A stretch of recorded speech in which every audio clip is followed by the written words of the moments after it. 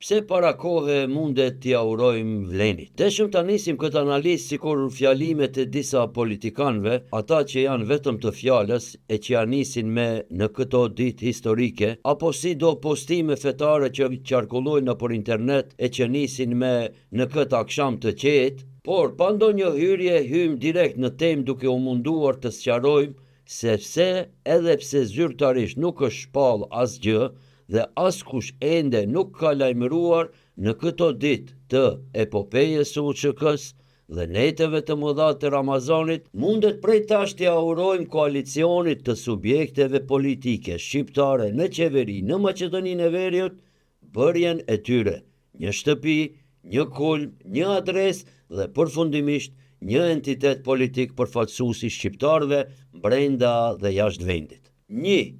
Pasi ky proces pritej dhe përflitej aq gjatë kohë dhe ishte i rrethuar me aq fjalë, fitne dhe muhabete për rreth, ky bashkim më së shumti i përngjau disa bashkimeve shoqërore e familjare, sikur në rast të fejesës të një çifti aq të përfolur nga gjitha anët.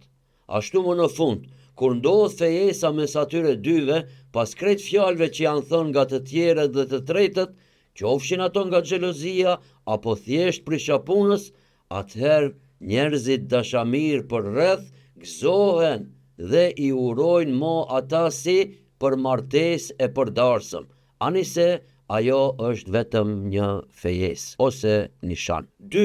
Populli, elektorati, përkrahësit, simpatizuesit dhe sidomos aktivistët e kanë edhe kohën e vet të urimit, dhe nuk është çdo herë vetëm koha dhe tajmingu i atyre që vendosin diku aty lart në tavolinë.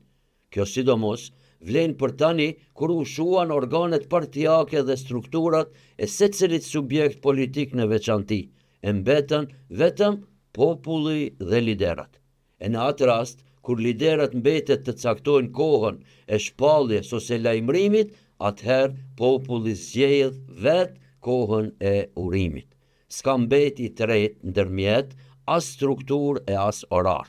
Ata nalt vendosin kur do të tregojnë, atëherë këto poshtë vendosin se kur do urojnë.